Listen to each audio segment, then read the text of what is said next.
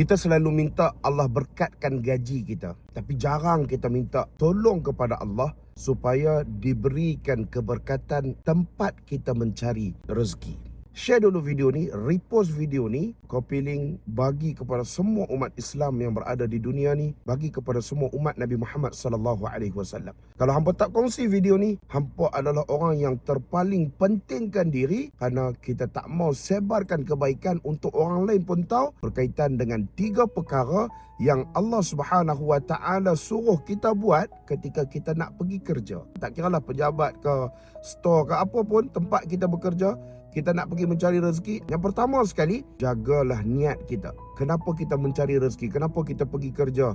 Pastikan niat kita untuk Allah Subhanahu wa taala. Barulah rezeki kita mengalir dalam kehidupan kita menjadi berkat di sisi Allah Subhanahu wa taala. Yang kedua, doakan kebaikan untuk tempat kita bekerja.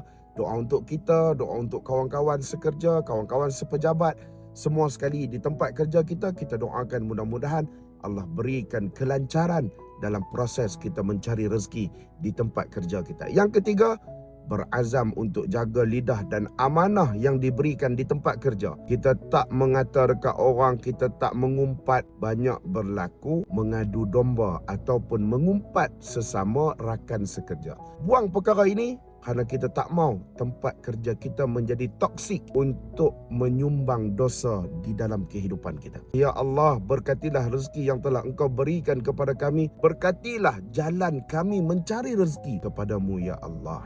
Komen ramai-ramai, amin. Komen apa tuan-tuan? Komen amin.